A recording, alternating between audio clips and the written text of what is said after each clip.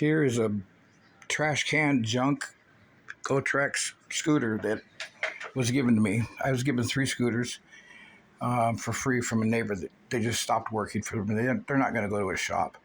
At $140 an hour, nobody wants to spend money to fix and have a used scooter when you could spend a little more than that and have a new one. Anyways, I replaced wheels, tires were flat and whatnot.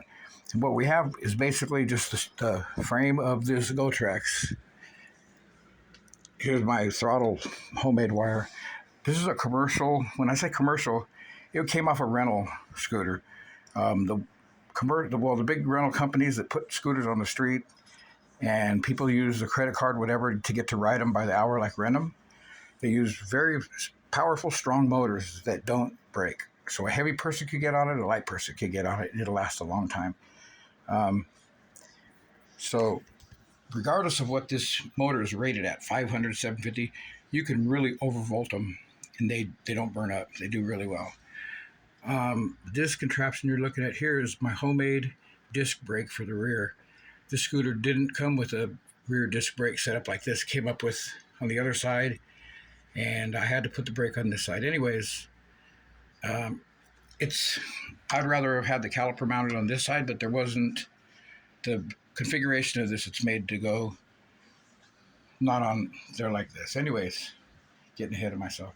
Basically, this video is to tell you the basics that you need to take a garbage scooter like this and get it going. Here's a $60 Amazon generic Chinese controller, and this company, Chongyang, whatever they are, pardon my mispronunciation, offers 4. Can you see those 4? If you notice the one on the far right, JS Bowl, has 2 areas that the wires come out of, and I'm curious about that one. This whole pamphlet doesn't give you any definition of what's what between the different ones. It would be nice if one of these would run 2 motors, have dual motor ability. This is the second controller I bought. I believe the other one is my other junk scooter that I built. This is scooter number 2 out of the 3. Here's all you need to really get it to go. This scooter here, this controller works from a 36 volts up to 84. I'll tell you, the higher the voltage that you choose, the way more powerful these things are. At 36 volt, it would just be a typical ride, maybe a little strong, because that is a good, powerful controller. If you notice, 40 to 50 amps, that's realistic for this. A lot of times the Chinese are known for exaggerating what the power of what their components can do. So I chose 72 simply because you double up 2 36-volt batteries and you wire them in series, and you have 72.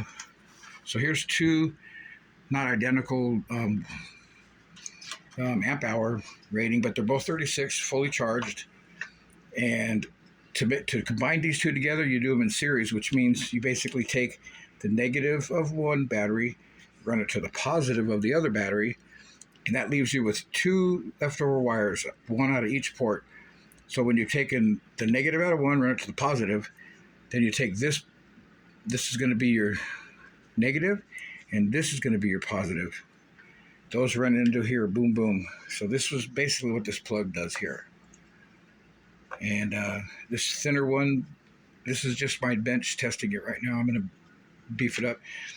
Your power coming in, your wiring should be as thick or thicker than what feeds the controller to ideally have it powered correctly to get the most out of it. And if you notice, this one here is like a 16 gauge, and these are like a 12. It works, but I'm kind of cheating myself. So I'll take this thinner one and connect it to this less amp hour battery, and the thicker one here. And okay, so here's what you need to make it run. You need power, and the next ones you need are your 3-phase. Along with the 3-phase, here's Hall. Hall is not absolutely necessary to make this run. This controller will do either Hall or Hall-less. This motor happens to have Hall sensor in it, so connected it. Okay, the next thing you need is your 3 wires for your throttle. Red, black, and green. Green being the signal that the throttle actually feeds to the controller to tell it faster, slower. Last thing this thing needs here is these particular controllers. This is your ignition on off. These people, they call it your door lock. And they claim this can fit into a little car or whatever, but it's not a door lock what I'm using it for. This is basically by connecting this plug into here, I'm completed this circuit and it energizes it. So give me 1 second and we'll fire this up. Oh, let me back up 1 second. When you very first plug it in, get power to the controller, the first thing you want to do, you've got it all turned on, connect these two white wires that are called your intelligent wires. They come not connected, and you plug them in together once you're energized, and what it'll do is it'll make the wheels spin at one steady speed, and you leave it like that for about 30 seconds, a minute. That's fine. What it does is it makes the motor and the controller communicate, and it gives it a lot of information. The spinning of these wires will tell it how many poles are in there in a 360 rotation. It'll tell it the angle, whether it's a 60 or a 120 phase. That has to do with the wave, the square wave that runs the motor. And with that information, it makes it run way smoother, way more powerful, more efficient. It would probably run if you didn't connect those intelligent wires to begin with. But yeah, you run these for about a minute, and then once it's done, after a minute's passed, you disconnect them, and then you're ready to use your throttle after that. I've already done the intelligent part, so let's skip that. Right now, I'm just going to connect these thin wire to the smaller battery. Okay, the thicker one here goes to this guy. A lot of times you'll hear it pop. Yeah, that's common. If it pops and starts smoking, getting hot, yank it apart because you got it wired incorrectly. Okay, so the next thing we have to do here is do our little door lock switch, whatever. We're ready to roll. Okay, let's come over here and check out this wheel. I hope it doesn't vibrate off. Okay, as I hit this throttle, we're going now. Oh, yeah, this thing is wicked fast. Yeah, it is, what do they call it? It's freewheeling right now, I guess you'd call it, or it's just no load on it. I'm not on the concrete, standing on it, demanding putting weight on this running, but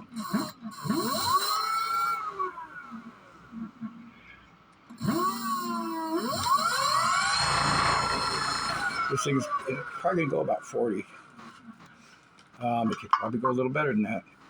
There's one other thing, this particular controller, others too, that you can do. This wire here, if you can read what it says 3-speed. When you're not having anything plugged in here, the speed that you just saw it run at, that crazy high RPM, is considered medium. If I was to connect a jumper between the black of the ground, okay, the black to the gray, I believe that's low. It will run slower. If I connect the jumper from black to pink, it's going to run even higher than you heard it a minute ago. It's crazy fast. Once I get this all installed, I'll have a 3-position switch on the handlebar that I could do it on the fly. But for now, for testing, yeah, all my components are good. That's pretty crazy. That thing's strong. Need to secure the batteries, put the controller inside the frame, and we're good to go. All these other wires, I'm going to bundle them up and shrink boot them with a nice thick boot and put it together. All right.